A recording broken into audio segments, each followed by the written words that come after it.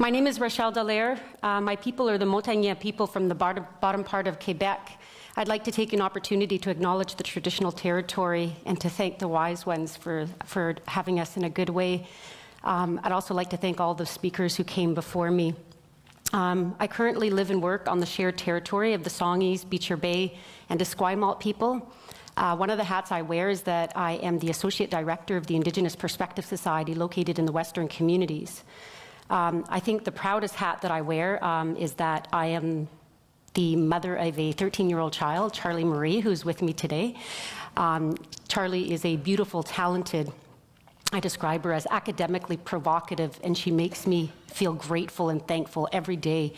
I'd also like to say a very big thank you to my beautiful partner, Peter Prusha, who's here with me today, my beautiful stepdaughter, Chloe, who's with me, my mother-in-law, Rose, my very beautiful friend, Elaine, and my parents who are with me in spirit from Northern Ontario.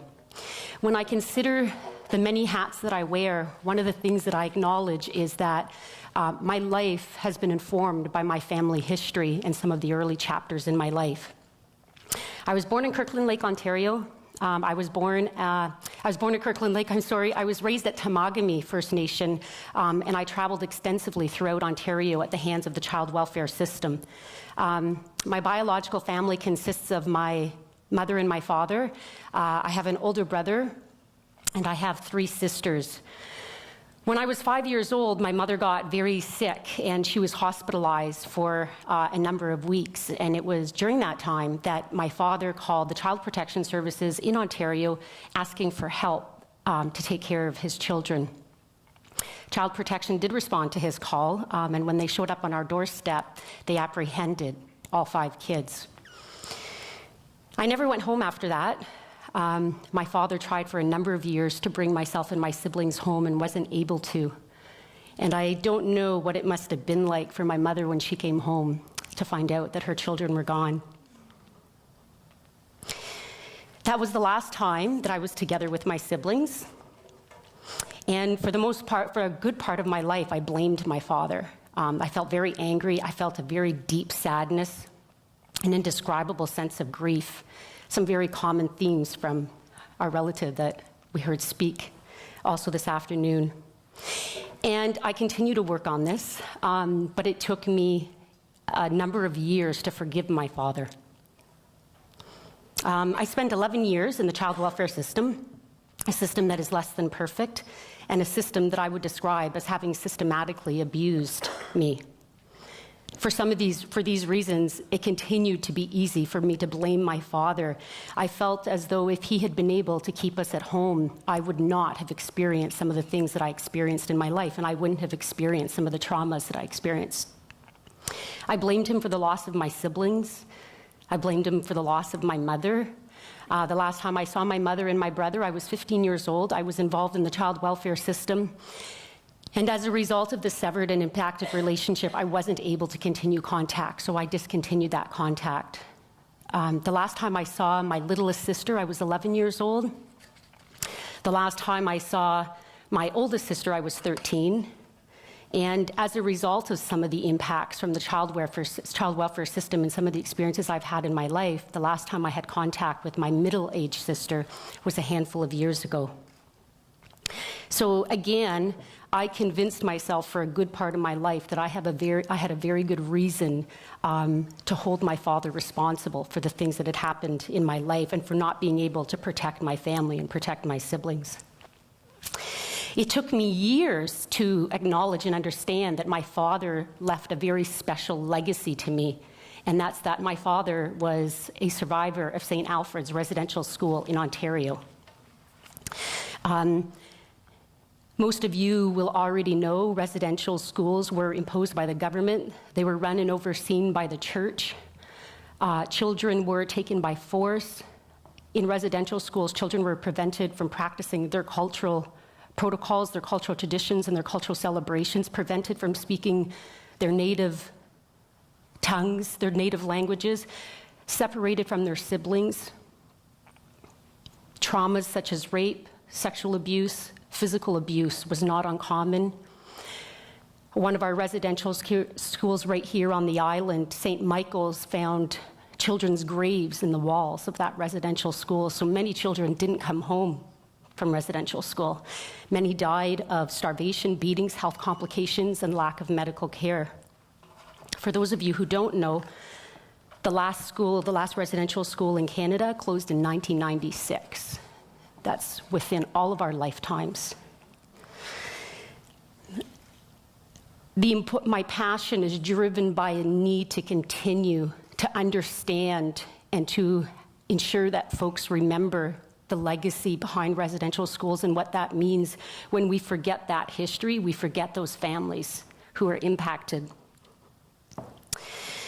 My dad's experience in residential school really informed his worldview.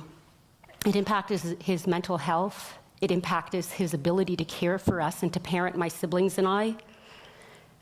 The experience he had severely impacted his trust of social workers, police, which I believe ultimately is what prevented us from being able to come home. My father was born in Quebec.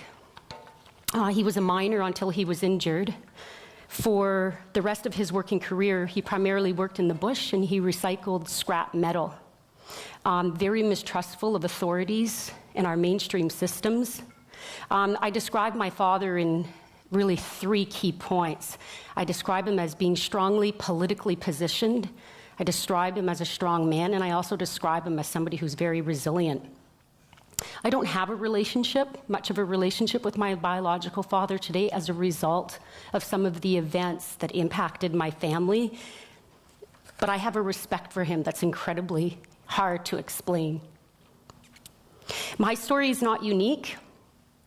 Approximately 50 to 55% of all of children in the child welfare system here in British Columbia are either Aboriginal, Indigenous, or Métis. Every Indigenous family that I know of has been impacted in some way by residential school. The themes in my story, mental health, abuse, child welfare involvement, fragmented families, those are not uncommon themes. They're very, very common in the lives of not only residential school survivors, but their children and their grandchildren.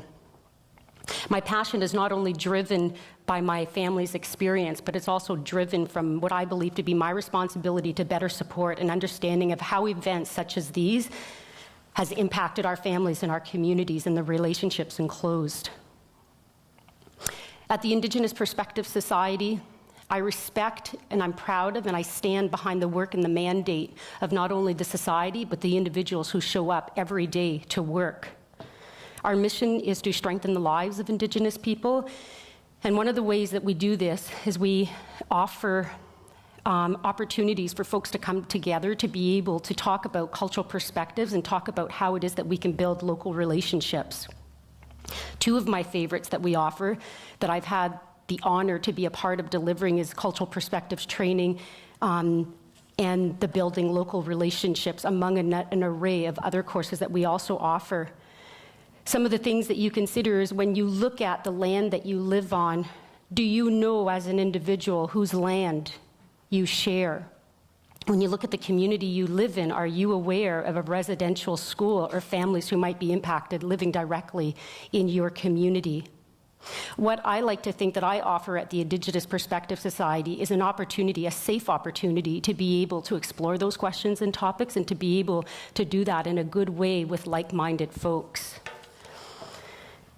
My ask stems primarily from having spent very many years angry, but also a number of years just not understanding. I want you to consider your individual and collective responsibility to understand our country's history. As guests on ancestral territory, I'd like to ask you to consider your responsibility to understand how our collective history has shaped our relationships, and I believe that very strongly one of the ways in which that we can engage in change and reconciliation is to do that by educating ourselves. I'd like to thank you all for making room for my voice today, a very small voice in a large sea of other voices that have been impacted by residential school. Miigwech.